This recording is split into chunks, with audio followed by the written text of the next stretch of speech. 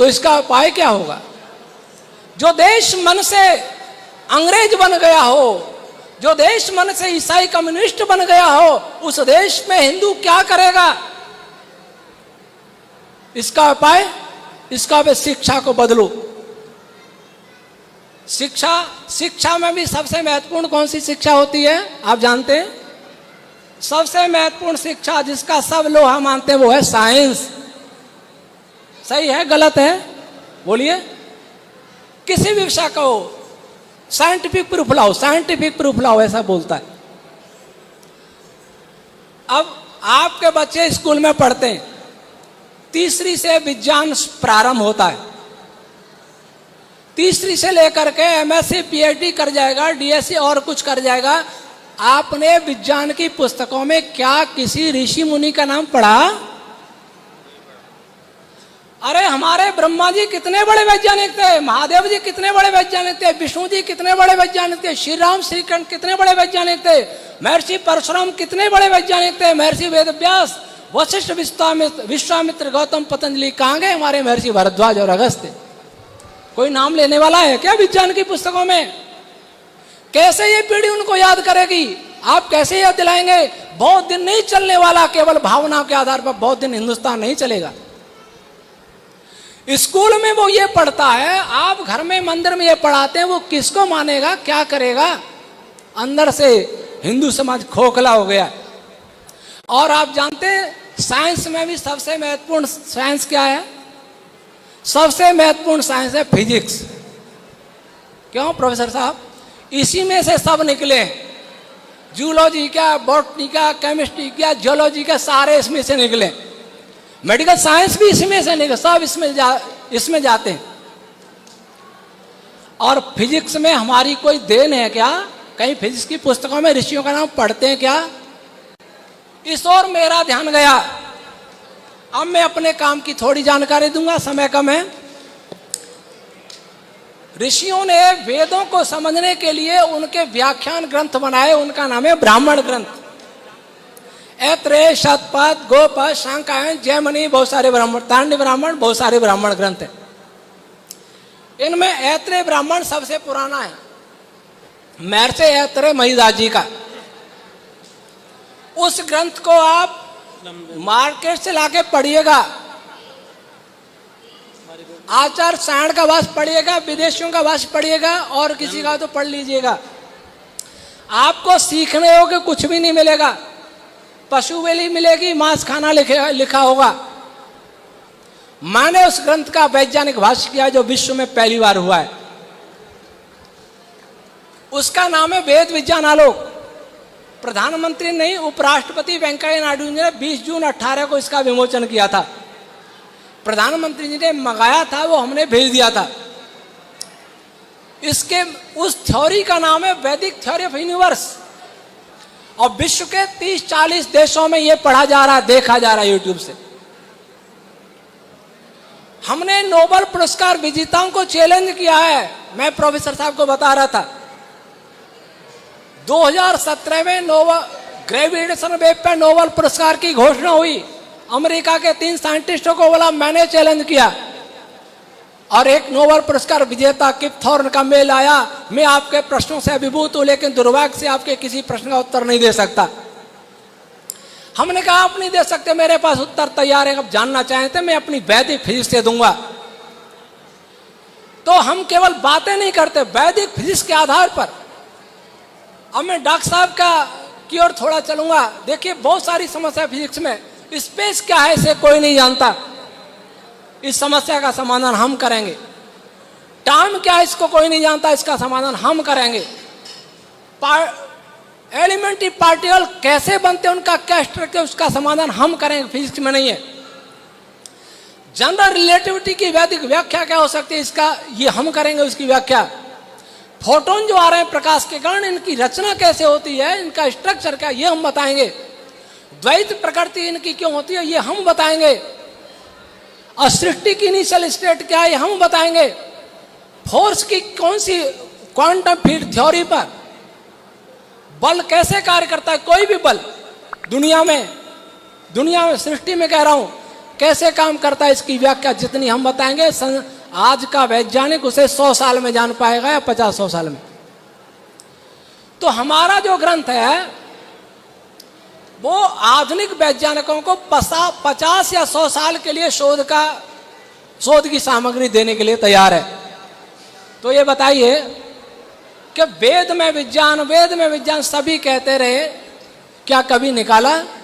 जब मेरे सामने वैज्ञानिक आते पूछते हैं क्या सुई भी बनाई, मैं कहता हूं सुई तो नहीं बनी, पर ब्रह्मांड बनाने का पूरा मैकेनिज्म मैं दे दूंगा। वेद को जब कॉस्मिक या रश्मियां सिद्ध हो जाएगा, वैदिक रश्मियों से सृष्टि बनी है, क्या कोई मुसलमान विरोध करेगा? तो कहूंगा तुम्हारे शरीर का एक एक कोश का एक एक एटम, एक एक पार्टिकल वेद की रश्मियों से बना है, करो विरोध। जिस सूर्य के रोशनी लेते हो वह सूर्य भी वेद के मंत्रों से बना है। सूर्य के किरणों से जो फोटोन्स आ रहे हैं, प्रकाश आ रहा है, गर्मी आ रही है, वह भी वेद मंत्रों से बनी है। कौन विरोध करेगा?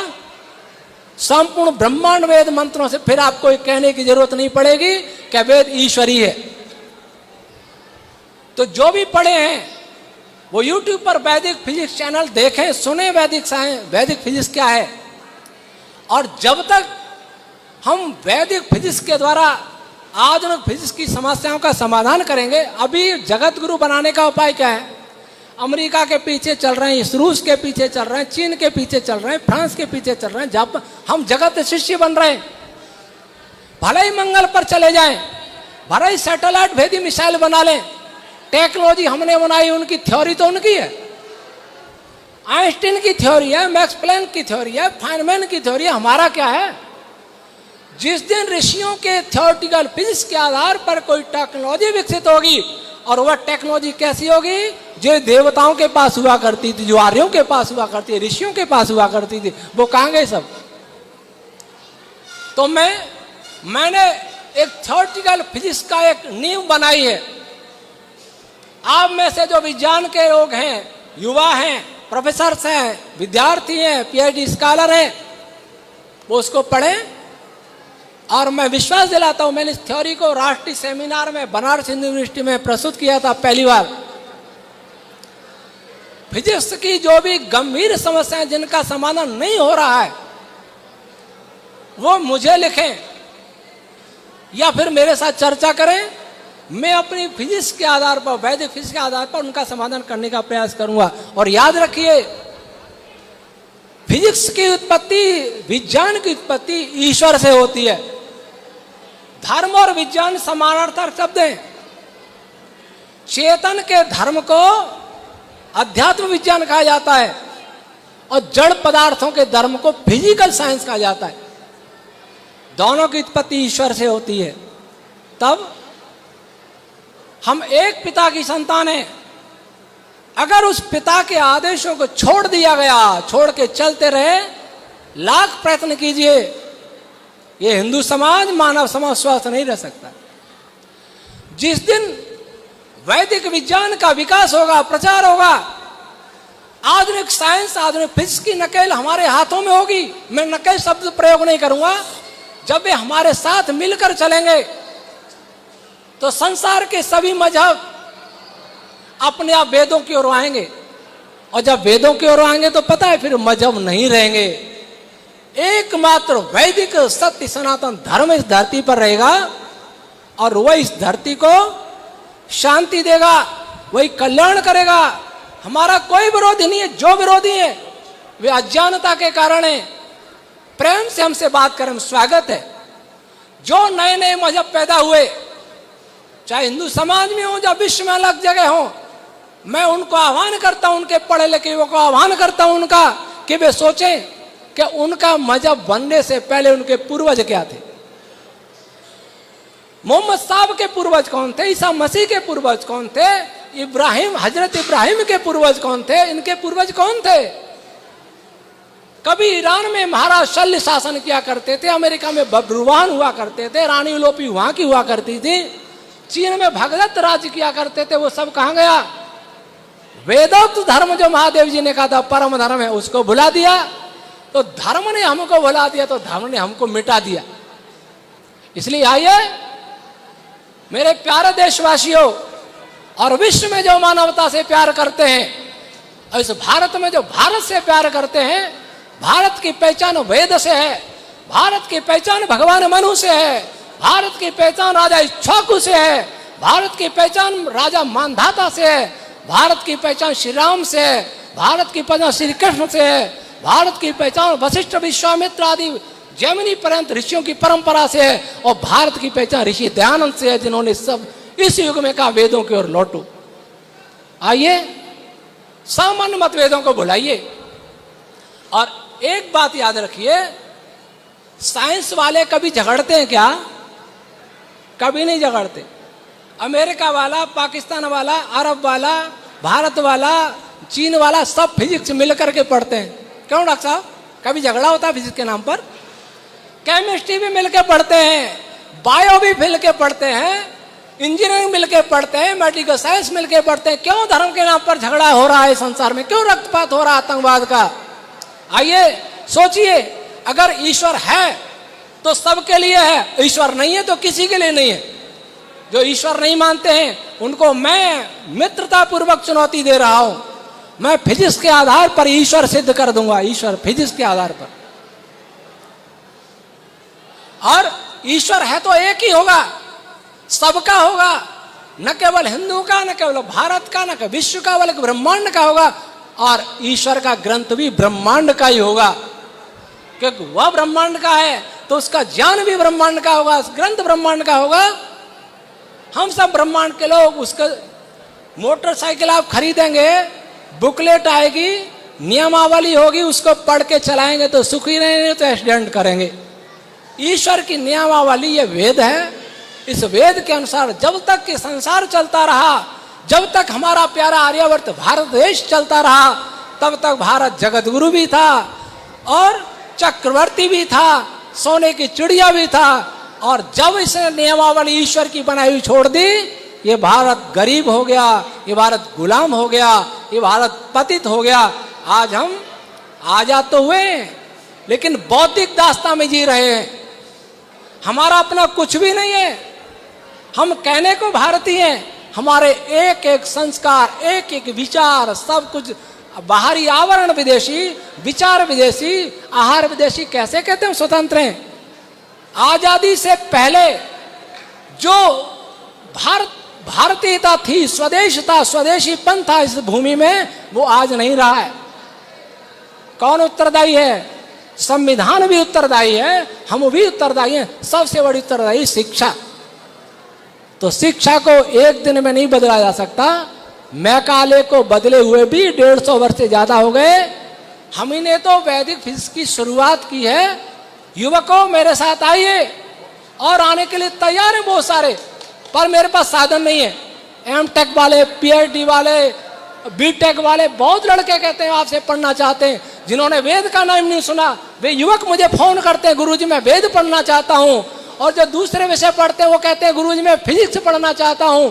फिजिक्स लो, बीएससी करो, एमएससी करो, फिर आना। तो वेद की ओर आकृष्ट हो रहे हैं बहुत सारे युवक। ये माधव कृष्ण कहां से जुड़े? ये भी यूट्यूब से जुड़े। मैं वेद की ओर लौटो, जो ऋषि ने नारा लगाया, मैं भी नारा लगा रहा हूं, वेदों की ओर लौटो।